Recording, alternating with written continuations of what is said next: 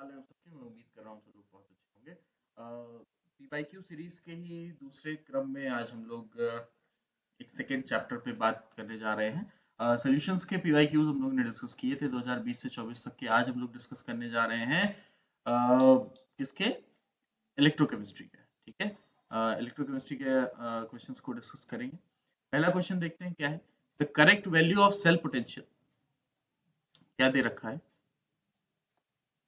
कि the correct value of cell potential in volt for the reaction that occurs when the following two half cells are connected। दो half cell दे रखे हैं, एक का reduction potential दे रखा है 0.44 वोल्ट, एक का दे रखा है प्लस 1.33 वोल्ट। और क्या पूछ रहा है? The correct value of cell potential, cell की पोटेंशियल वैल्यू पूछ रहा है वोल्ट पे। ठीक है, तो इन शॉर्ट हम लोग को क्या निकालना है? सेल का पोटेंशियल फॉर्मूला हम लोग को मालूम है। E standard of cell is equal to E standard of cathode minus E standard of anode। बहुत सिंपल सा है, सीधा सीधा फॉर्मूला लगाना है। E कैथोड दे रखा है, E एनोड दे रखा है। हमको मालूम है कि कैथोड पर कौन सा होगा? Plus 1.33 electron volt. ठीक है, तो प्लस 1.33 वोल्ट माइनस 0.44 वोल्ट। ठीक है, तो सही आंसर इसका क्या निकल आएगा? इसको सॉल्व करेंगे, क्या मिलेगा अगला? Plus 1.33 volt minus minus plus 0.44 volt, दोनों को जोड़ेंगे हमको मिल जाएगा 1.77 वोल्ट। ठीक है, E not of cell is equal to plus 1.77 volt. ऐसा कोई ऑप्शन है? Option number A. तो option number A is the correct answer for this question. अगले क्वेश्चन पे आगे बढ़ते हैं। The E naught value of aluminium plus two aluminium is 0.55 volt positive का। टाइटेनियम का दे रखा है, एल्यूमिनियम 3 प्लस से एल्यूमिनियम का दे रखा है, टाइटेनियम 3 प्लस से टाइटेनियम का दे रखा है। ठीक है, तो एक सिंगल प्लस से मेटल पे दे रखा है और दूसरा 3 प्लस से मेटल पे दे रखा है। आइडेंटिफाई द इनकरेक्ट स्टेटमेंट, बहुत ध्यान से देखना है अपने को, और पेपर करते वक्त भी इस बात का खास ध्यान रखना है कि हमेशा क्वेश्चंस को ध्यान से पढ़ेंगे। अगर इनकरेक्ट स्टेटमेंट के बारे में पूछ रहा होगा तो हम लोग इनकरेक्ट स्टेटमेंट के बारे में ही बात कर रहे होंगे। ठीक है, बहुत बार क्या करते हैं बच्चे, इनकरेक्ट स्टेटमेंट दे रखा है और वो फटाफट पढ़ते हैं और एक से ज्यादा उनको सही लगते हैं, डाउट में आ जाते हैं कि अब क्या करें, और वो कहीं ना कहीं करेक्ट आंसर ढूंढने के लिए जो उस क्वेश्चन के लिए करेक्ट आंसर है, इस बात को ढूंढने के लिए उनको परेशान कर सकता है। ठीक है, तो पहली स्टेटमेंट क्या दिया है? Aluminium is more electropositive than titanium. Aluminium is more electropositive than titanium. सही बात है, हमको पोटेंशियल वैल्यू से ही दिखाई दे रहा है। ठीक है, दूसरा है titanium 3 plus is a good reducing agent than titanium plus. ये तो सही बात नहीं है। क्यों सही बात नहीं है? क्योंकि हमको मालूम है अच्छा रिड्यूसिंग एजेंट कौन सा होगा जिसका रिडक्शन वैल्यू बड़ा होगा। ठीक है, ये इसकी रिडक्शन वैल्यू सही भी नहीं दे रखी है, तो माइनस 0.34। ठीक है, माइनस 0.34। उसका दूसरा कारण भी एक है। क्या कारण है कि वैल्यूज तो हम लोग देखेंगे, साथ में हम लोग को ये भी पता है कि टाइटेनियम 3 प्लस जो है, ठीक है, Ti3 प्लस जो है वो Ti2 प्लस पे बदलने की ज्यादा कोशिश करता है। ठीक है, Ti प्लस वाला जो है, Ti प्लस वाला जो है, ये तो रिड्यूस होकर के Ti बन जाएगा, कोई इसमें दिक्कत वाली बात नहीं है। लेकिन Ti3 प्लस Ti2 प्लस बनेगा कंपेरेटिव टू Ti बनने के, क्योंकि ये ज्यादा स्टेबल कंडीशन है। ये क्या है? ज्यादा स्टेबल कंडीशन है। ठीक है, इसका मतलब जो टाइटेनियम 3 प्लस है वो ऑक्सीडाइजिंग एजेंट की तरीके से काम कर रहा होगा। वो कैसा काम कर रहा होगा? ऑक्सीडाइजिंग एजेंट की तरीके से। AGENT स्पेलिंग थोड़ा सा देखते चलेंगे। ऑक्सीडाइजिंग एजेंट की तरीके से काम कर रहा होगा rather than reducing agent। और जब Ti3+ reducing agent की तरह काम ही नहीं कर पा रहा है तो बर्च्छा reducing agent तो होने की कोई चांस ही नहीं है। इसका मतलब यही ऑप्शन है जो इनकरेक्ट है। तो इसका ऑप्शन हमको मिल गया है, करेक्ट ऑप्शन है बी जो इनकरेक्ट है। ठीक है, चलते हैं आगे। Given below are two statements. One is labeled as assertion and the other is labeled as reason. Assertion reason का क्वेश्चन है, बहुत बढ़िया बात है। assertion क्या दे रखा है कि in equation delta Rg is equal to minus NFE of cell. Value of delta Rg depends on n. तो assertion दे रखा है कि जो डेल्टा Rg की वैल्यू है वो किस पे डिपेंड करती है, n पर। ठीक है, रीजन क्या दे रखा है कि E cell is an intensive property. E cell is an intensive property and delta Rg is an extensive property. ठीक है, ये भी ठीक है, बात सही कह रहा है ये भी। ठीक है, लेकिन यहाँ पर बहुत ध्यान से देखने वाली बात है। देखो दोनों बातें सही है, असर्शन भी सही है, रीजन भी सही है, असर्शन भी सही है, रीजन भी सही है, लेकिन इस बात का सही होना इसके ऊपर डिपेंड नहीं करता है। इस असर्शन का सही, असर्शन भी सही है, रीजन भी सही है, लेकिन ये assertion doesn't depend on reason, depend on reason. ये बात गलत है ना, ये नहीं डिपेंड करता है। मतलब अगर चारों ऑप्शन देखें तो ए ट्रू है, आर फॉल्स, ये नहीं होगा, ये भी नहीं होगा। ये क्या है, both A and R R true and R is the correct explanation of A. Both A and R true and R is not the correct explanation of A. तो ऑप्शन नंबर डी इसका सही answer होगा। क्यों? क्योंकि assertion भी सही है, reason भी सही है, लेकिन इस असर्शन का ये रीजन करेक्ट एक्सप्लेनेशन नहीं है, करेक्ट एक्सप्लेनेशन नहीं है। ये बात क्लियर हो रही है? नेक्स्ट क्वेश्चन देखते हैं,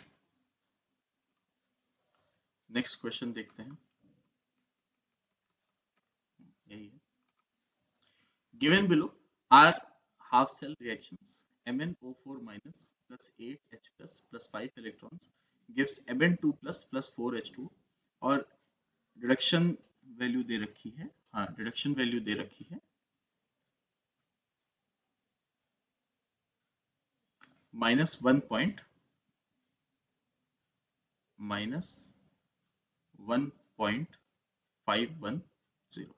ठीक है, half O2 plus 2H plus 2 electron gives H2O, इसकी भी वैल्यू दे रखी है प्लस 1.223 इलेक्ट्रॉन वोल्ट। ठीक है, will the permanganate ion MnO4 liberate O2 from water in presence of an acid, in presence of an acid। ठीक है, तो इसका हमको क्या निकालना पड़ेगा, ई नॉट ऑफ सेल। अगर हम लोग इसका निकालेंगे, इलेक्ट्रॉन पोटेंशियल निकालेंगे सेल का, और अगर इलेक्ट्रॉन पोटेंशियल जो भी आएगा, ठीक है, उसके ऊपर ही डिपेंड करेगा, उसके ऊपर ही डिपेंड करेगा। पहली बात तो अगर ये सेल सही है, अगर ये सेल सही है तो इलेक्ट्रॉन ये जो पोटेंशियल आएगा ये कैसा आएगा, पॉजिटिव आएगा।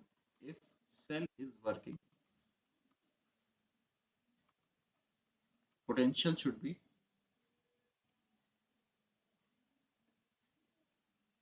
पॉजिटिव। पोटेंशियल कैसा होना चाहिए, पॉजिटिव होना चाहिए। आइए निकाल के देखते हैं। E cell is equal to again E naught cathode minus E naught anode. इसमें कोई अपने को शक वाली बात नहीं है। E naught cathode minus E naught anode. तो कैथोड का क्या दे रखा है, माइनस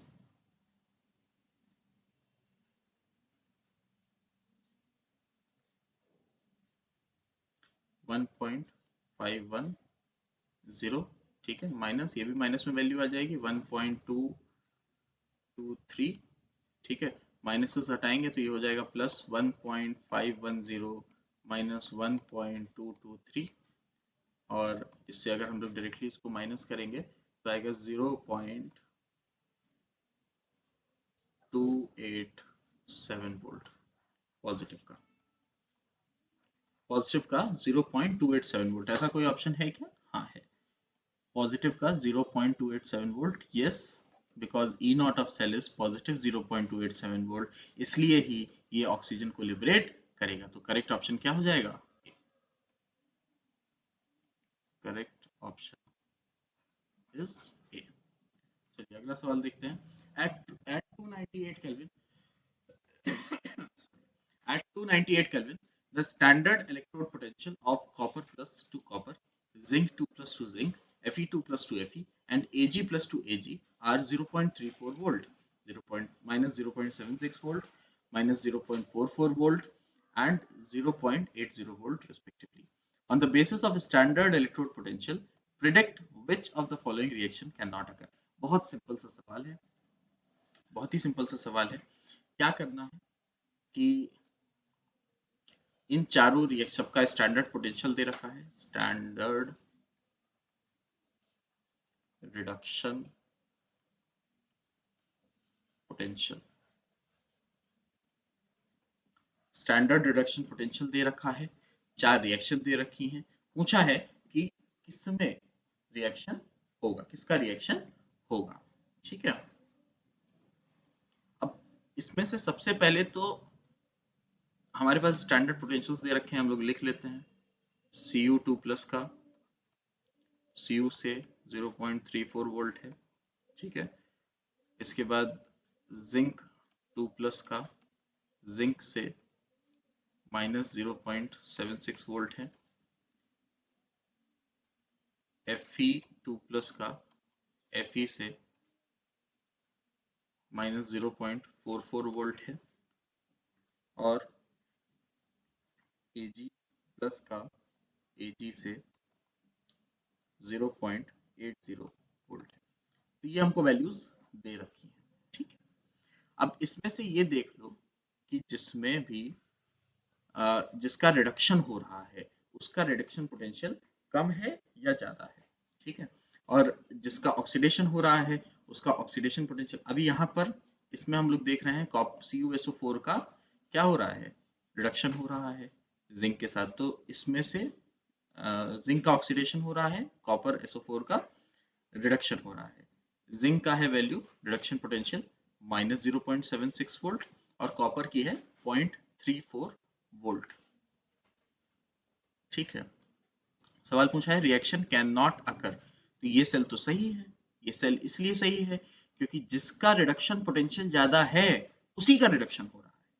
यहाँ पर कॉपर का रिडक्शन पोटेंशियल जिंक से ज्यादा है, और देख सॉल्व करने की जरूरत ही नहीं है, अपने को देख के ही समझ में आ रहा है क्या कि कॉपर का रिडक्शन पोटेंशियल जिंक से ज्यादा है। अगर कॉपर का रिडक्शन पोटेंशियल जिंक से ज्यादा हुआ देन कॉपर का ही रिडक्शन होगा, तो यहाँ पर कॉपर का ही रिडक्शन हो रहा है, इसमें कोई दिक्कत वाली बात नहीं है।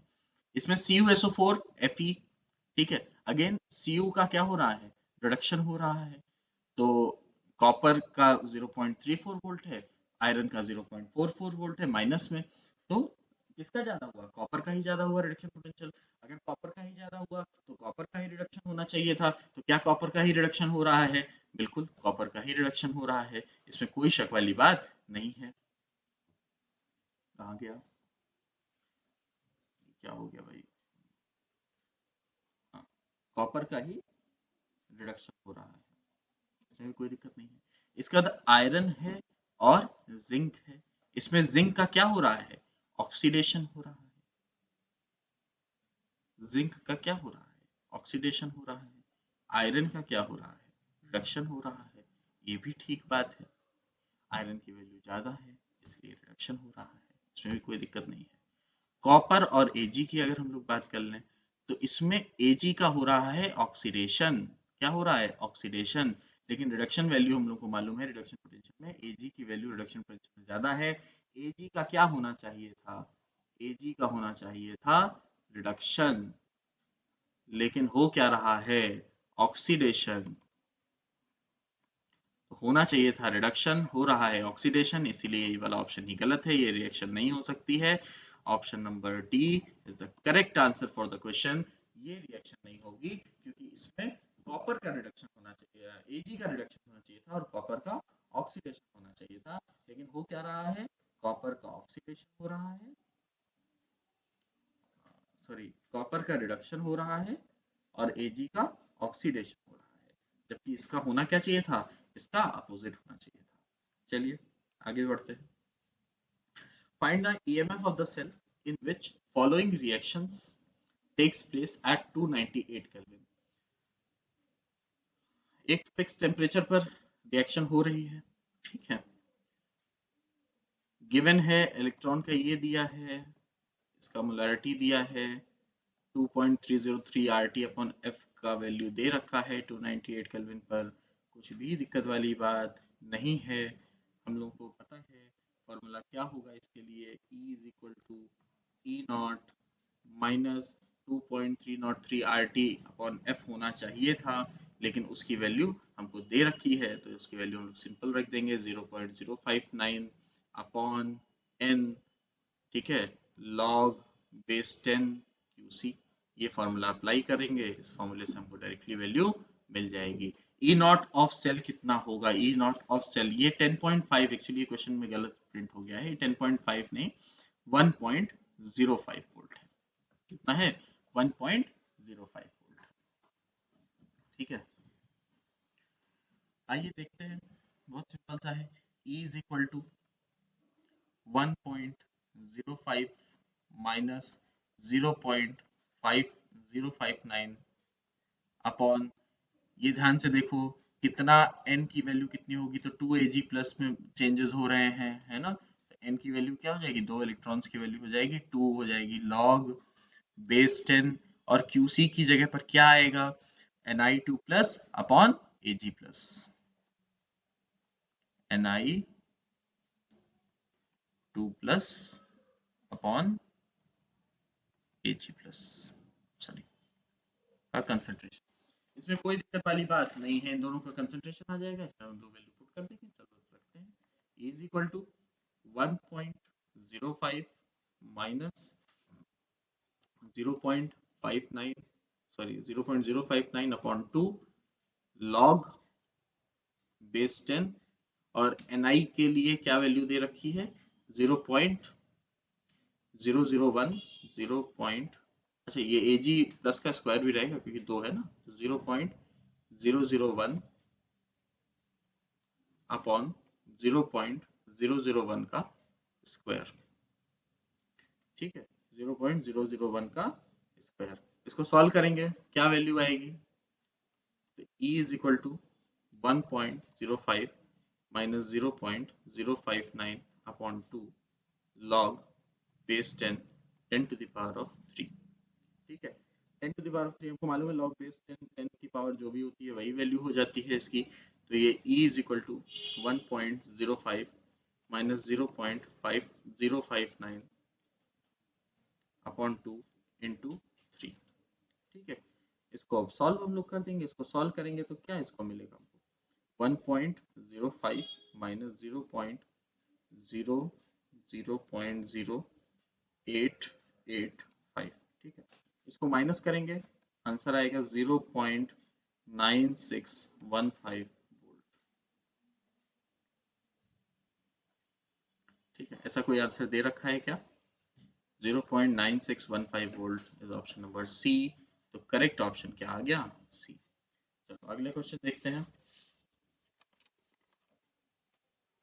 Molar conductance of an electrolyte increases with dilution according to the equation ये, which of the following statement are true, देखते हैं स्टेटमेंट्स पढ़ते हैं, this equation applies to both strong and weak electrolytes,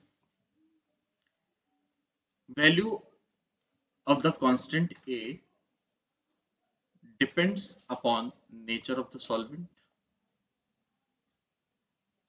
ठीक है, ये वाला तो पहला वाला तो पॉइंट गलत है, स्ट्रॉन्ग और वीक इलेक्ट्रोलाइसिस दोनों के लिए नहीं होता है इलेक्ट्रोलाइट्स, ये इक्वेशन किस काम आती है, स्ट्रॉन्ग इलेक्ट्रोलाइट्स के काम आती है, ये सिर्फ और सिर्फ स्ट्रॉन्ग इलेक्ट्रोलाइट्स के काम आती है,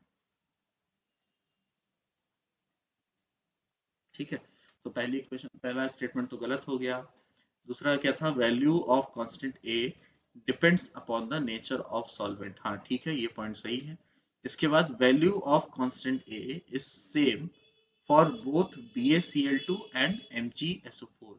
BaCl2 और MgSO4 के लिए कांस्टेंट ए की वैल्यू सेम रहेगी? नहीं, गलत है। Value of constant A is same for both BaCl2 and MgOH का होल ट्वाइस। MgOH का होल ट्वाइस, हाँ ठीक है, ये सही है।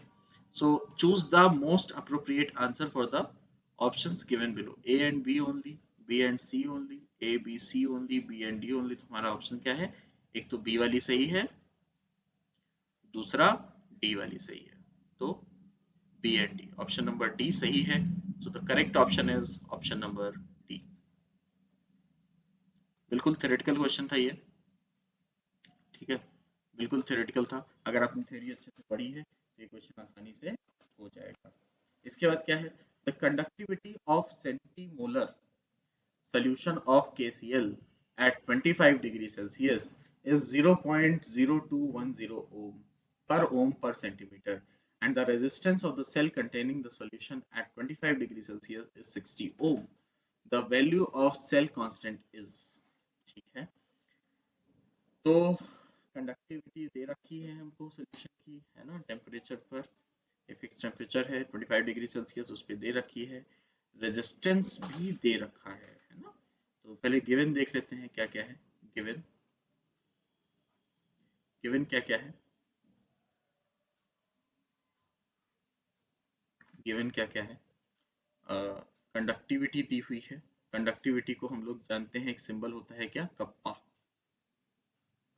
Kappa kappa is equal to, यानी कंडक्टिविटी इज इक्वल टू 0.0210 पर ओम पर सेंटीमीटर, मतलब पर ओम सेंटीमीटर, ठीक है। ये कंडक्टिविटी दे रखी है, रेजिस्टेंस भी दे रखा है, कितना? 60 ओम, ठीक है। तो कप्पा की वैल्यू हो गई क्या? 0.0210 मोह सेंटीमीटर, और रेजिस्टेंस कितना हो गया? 60 ओम। हमको मालूम है टेम्परेचर फिक्स है ना, टेम्परेचर जो है वो कैसा है? फिक्स है, 25 डिग्री सेल्सियस पे है, तो ये तो फिक्स रहना जरूरी है, तभी हम लोग इसको सॉल्व कर पाएंगे। आइए देखते हैं बॉस। हमको मालूम है kappa is equal to 1/r into L upon, ठीक है। और एल अपॉन ए क्या है? सेल कांस्टेंट है, लिख देते हैं साइड में कि L upon A is cell constant, ठीक है। L upon A is equal to cell constant. देखते हैं आगे, k is equal to 1/r into L upon A, ठीक है। k की वैल्यू हमको दी हुई है क्या? 0.0210 इज इक्वल टू 1/r की वैल्यू दी हुई है 60 इंटू एल अपॉन ए निकालना है। तो L upon A is equal to 60 into 0.210, sorry 0.0210, ठीक है। इसको सॉल्व करेंगे तो एल अपॉन ए की वैल्यू आ जाएगी, सेल कांस्टेंट ही हमको निकालना है, ठीक है। एल अपॉन ए की वैल्यू आ जाएगी, क्या आएगी? 60 इंटू 0.0210, ये आएगी 6 दूनी 12, 1.26 पर सेंटीमीटर। ओम से ओम कट गया ना, ओम से ओम कट गया, पर सेंटीमीटर खाली वैल्यू आई, ठीक है। ऐसी कोई वैल्यू दी हुई है इसमें सेल कांस्टेंट की, 1.26 पर सेंटीमीटर। तो ऑप्शन नंबर, करेक्ट ऑप्शन क्या आ गया? कोई दिक्कत नहीं है। अगर कोई भी समस्या हो आप लोग डेफिनेटली नीचे कमेंट बॉक्स में कमेंट करके पूछें। नेक्स्ट क्वेश्चन की तरफ आगे बढ़ते हैं। Electrochemistry is one of the important chapter for NEET. बहुत सारे क्वेश्चन इससे कई सालों में आए हैं, ये तो पिछले 5 सालों में ही है, कई सारे क्वेश्चन हैं, ठीक है। देखते हैं, लगभग 14-15 क्वेश्चन हैं, ठीक। पिछले 5 सालों में। तो ये समझ के चलिए कि अगर आपका इलेक्ट्रोकेमिस्ट्री अच्छे से तैयार है, इलेक्ट्रोकेमिस्ट्री के सवाल आप लोगों ने बढ़िया से किए हुए हैं, अच्छे से सारे पीवाईक्यूज लगाए हैं, आपके इंस्टीट्यूट के द्वारा दिए हुए सारे क्वेश्चंस आप लोगों ने किए हैं, डेफिनेटली आपको 10 नंबर तो कम से कम ये दिला के जाएगा ही जाएगा। ये चैप्टर कम से कम 10 नंबर आपको दिला के जाएगा, इसमें कोई शक वाली बात नहीं है। तो अब क्वेश्चन देखते हैं क्या है। The molar conductance of NaCl, HCl and CH3COONA at infinite dilution at are to 126.45, 426.16, 91.0 s centimeter square per mole respectively. The molar conductance of CH3COH at infinite dilution is क्या होगा? CH3COH का पूछा है, CH3CONA का दिया है। बहुत simple सी बात है कि CH3CONA से हम लोग HCl को जोड़ देंगे, NaCl को माइनस कर देंगे, HCl को जोड़ देंगे, NaCl को माइनस कर देंगे, हमको अपने काम की वैल्यू मिल जाएगी। देखते हैं कैसे मिलेगी। बहुत सिंपल सा सवाल है, ठीक है।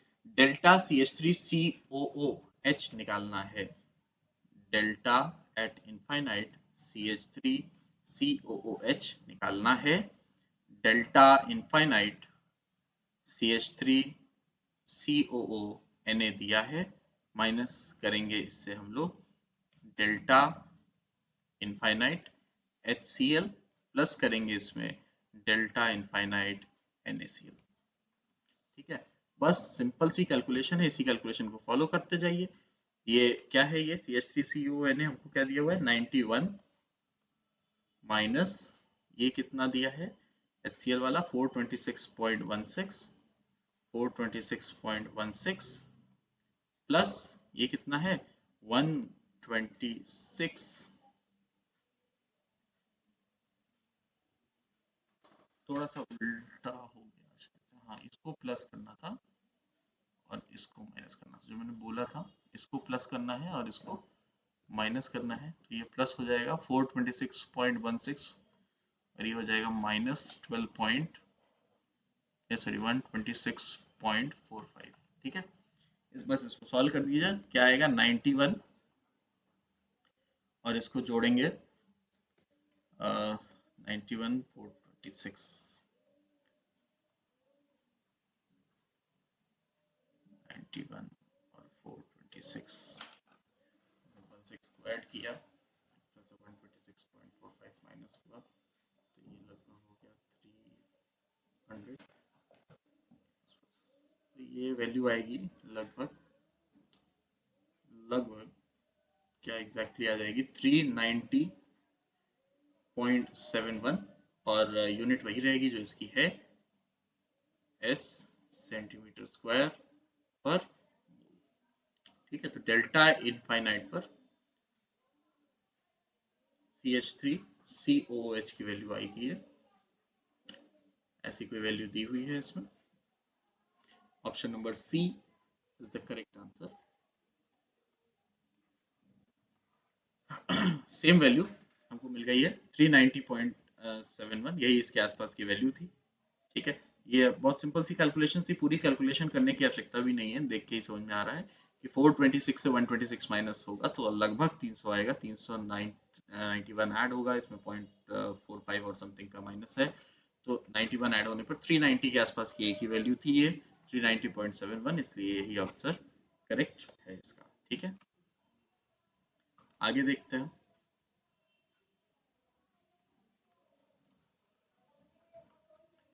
The molar conductivity of 0.00 the molar conductivity of 0.007 molar acetic acid is 20 s centimeter square per mole. What is the dissociation constant of acetic acid? Choose the correct option. Delta H is H plus is 350 and delta CH3 acetic acid का ये दे रखा है। बहुत simple सा सवाल है, कैसे होगा, सिर्फ फॉर्मूले हम लोग को अगर अच्छे से याद होंगे तो डेफिनेटली इसका आंसर निकल जाएगा। हमको मालूम है कि delta not M of CH3COOH का निकालना है, किसका निकालना है, what is the dissociation constant of acetic acid, हाँ CH3COOH। Is equal to lambda naught of what? Of hydrogen plus lambda naught of CH3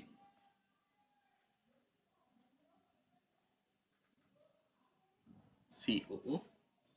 तो ये दोनों वैल्यूज दी हुई हैं 350 प्लस 50 इज इक्वल टू 400। एक तो हमारे पास ये वैल्यू आ गई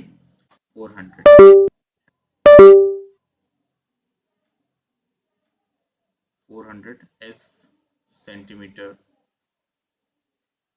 स्क्वायर पर मोल।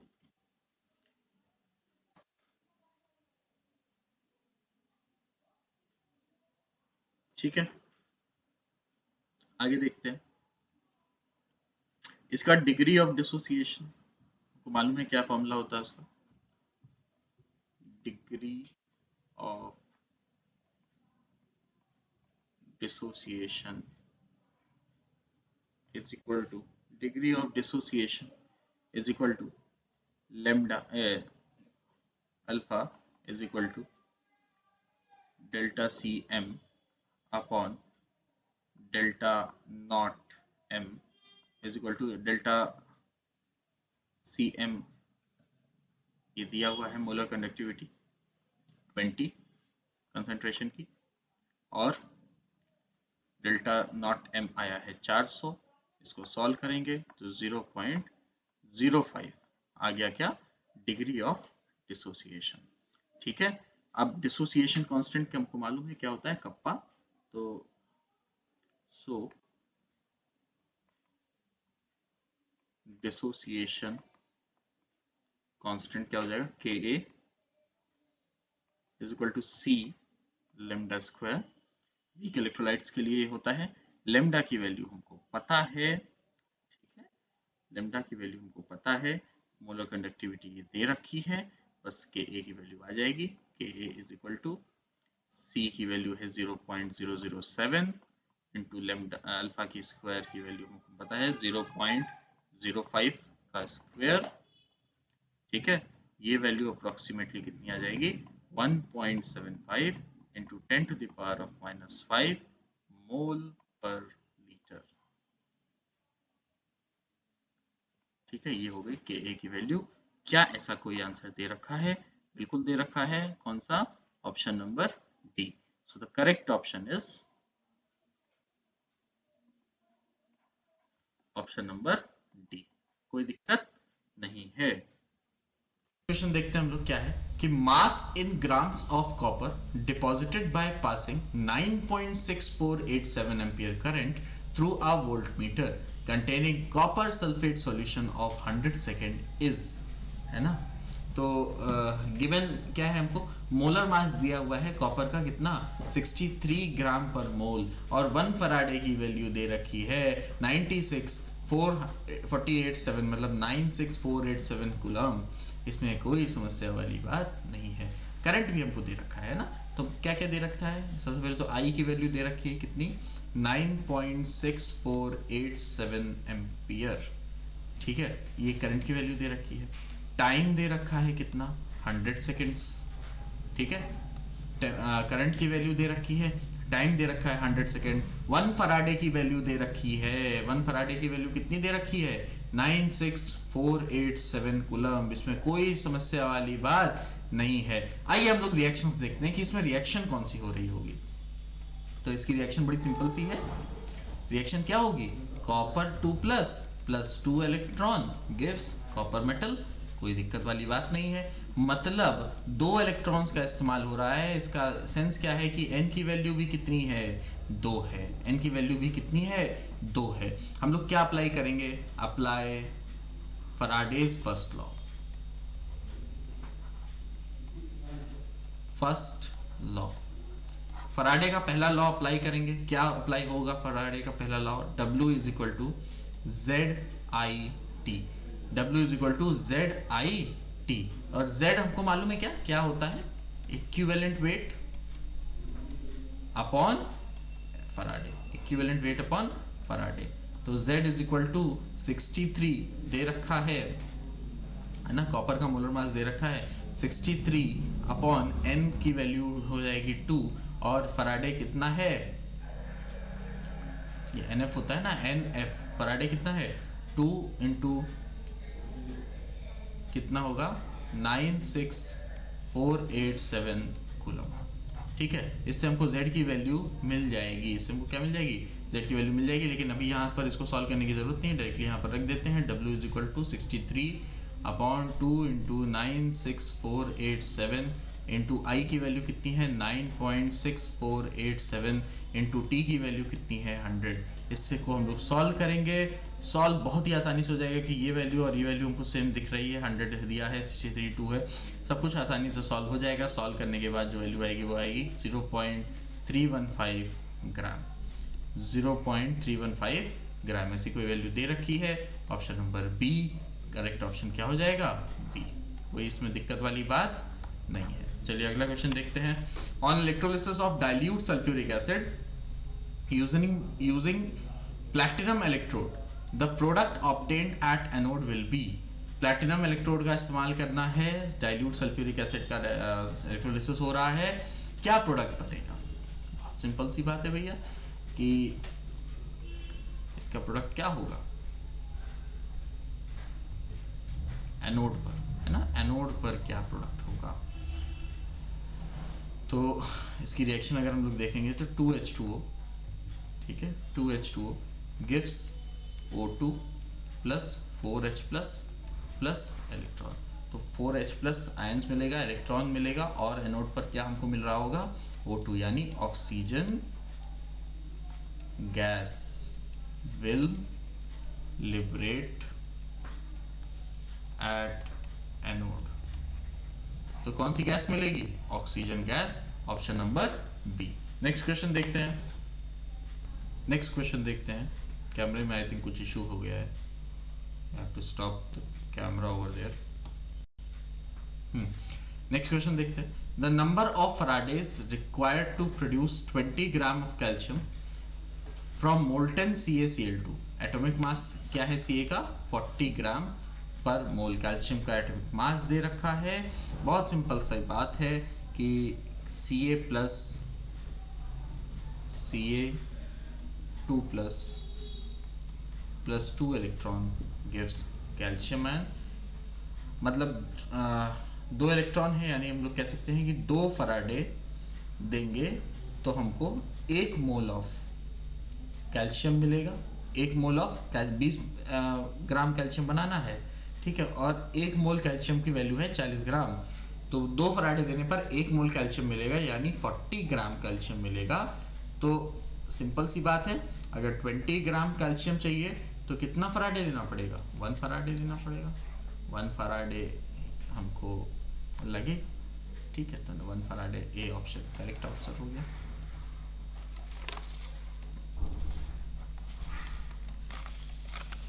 ठीक है, नेक्स्ट क्वेश्चन देखते हैं। ये लास्ट क्वेश्चन है। Match list 1 with list 2। इसमें ए नंबर पे क्या दिया है, 1 mole of H2O2 to O2। 1 mole H2O2 से O2 बनाने के लिए कितना फराडे रिक्वायर्ड है। 1 मोल H2O2 से H2O से O2 बनाने के लिए कितना फराडे रिक्वायर्ड है। तो अगर इसकी हम लोग रिएक्शन देखें तो हमको क्या मिलेगी, H2O gives 2H plus half O2 plus 2 electron, है ना। तो 2 इलेक्ट्रॉन मतलब कितना नंबर ऑफ फराडे, 2 फराडे, ठीक है। तो मतलब पहले वाले के लिए 2 फराडे, ए के लिए हो गया सेकेंड, ए के लिए सेकेंड किस में है, एक ए ऑप्शन में है और सी ऑप्शन में है। तो मतलब बी और डी तो गलत ही हो गया, ए और सी में ही होगा। बी वाला चेक करते हैं क्या होगा। बी वाला 1 mole of MnO4 minus 2 Mn2 plus, MnO4 minus से Mn2 प्लस बनाना है। तो MnO4 माइनस से हमको मालूम है MnO4 माइनस को अगर सही करना है तो हमको क्या लगाना पड़ेगा, 4 तो इसमें जाएगा और 1 इलेक्ट्रॉन इसमें, यानी 5 इलेक्ट्रॉन्स, इसमें 5 इलेक्ट्रॉन्स ऐड करेंगे तो हमको Mn 2+ मिल जाएगा, मतलब 5 फराडे, 5 फराडे। तो मतलब बी के लिए क्या हो गया 4, बी के लिए 4, सी के लिए 1.5। इसको भी चेक कर लेते हैं, वैसे ऑप्शन नंबर ए अब सही हो गया क्योंकि बी के लिए 4 है और इसमें बी के लिए 3rd है, ठीक है। तो ऑप्शन नंबर तो ए हमारा करेक्ट आ गया। लेकिन बाकी भी रिएक्शंस चेक कर लेते हैं भाई, एक बार रिएक्शन करके देख लेते हैं क्या है।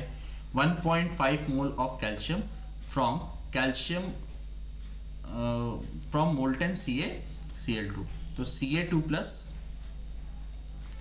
Plus 2 electron gives Ca। तो क्या हो जाएगा ये 1.5 मोल के लिए हमको 1.5 इंटू 2 चाहिए, यानी 3 फराडे, यानी इसका ऑप्शन हो गया फर्स्ट, मतलब ए का हो गया कौन सा, ए का हो गया सेकंड, बी का हो गया फोर्थ, सी का हो गया फर्स्ट और डी का हो गया थर्ड। तो ये ऑप्शन सही है, मतलब A B C D first second third fourth अगर करेंगे तो ए का हो गया सेकंड, बी का हो गया फोर्थ, सी का हो गया फर्स्ट और डी का हो गया थर्ड। ठीक है, this is the correct option selections. क्यों हो गई उसकी रिएक्शंस ये दी हुई हैं और करेक्ट ऑप्शन ए हो गया। आगे बढ़ते हैं, इंपॉर्टेंट टॉपिक्स देखते हैं। इलेक्ट्रोकेमिस्ट्री के लिए इंपॉर्टेंट टॉपिक्स कौन कौन से हैं, इंपॉर्टेंट टॉपिक्स कौन कौन से हैं। तो गैल्वेनिक सेल हम लोगों के लिए बहुत इंपॉर्टेंट है, गैल्वेनिक सेल तो जरूर से जरूर पढ़ना है। नर्स्ट इक्वेशन भी इंपॉर्टेंट टॉपिक है, कंडक्टेंस ऑफ इलेक्ट्रोलिटिक सॉल्यूशन ये भी इंपॉर्टेंट टॉपिक है, और इलेक्ट्रोलिटिक सेल और इलेक्ट्रोलिसिस भी कंपल्सरीली पढ़ना है, बहुत इंपॉर्टेंट टॉपिक है, most very very important, very very important. अच्छा, कोरोजन और ये वाले जो बाकी के टॉपिक्स है ना, ये भी इंपॉर्टेंट हैं लेकिन बहुत ज्यादा इंपॉर्टेंट नहीं, क्योंकि पिछले 2-3 सालों में इससे कोई सवाल नहीं आया, पिछले 5 सालों में इससे कोई सवाल नहीं आया, और उससे पहले भी एक्चुअली 1-8 साल पहले भी नहीं आया। लास्ट इसका सवाल आई थिंक 2016-17 में आया है, उसके बाद नहीं आया है कोरोजन वगैरह का। लेकिन इलेक्ट्रोकेमिस्ट्री एक इंपॉर्टेंट चैप्टर है और ये सभी टॉपिक्स बहुत इंपॉर्टेंट है, जरूर पढ़िए। ये जरूर आपको कम से कम 10-15 नंबर तो दिला के जाएगा ही जाएगा। तब तक मेहनत करते रहिए, मिलते हैं अगली वीडियो में, तब तक पढ़ते रहिए, मचाते रहिए। All the very best, thank you.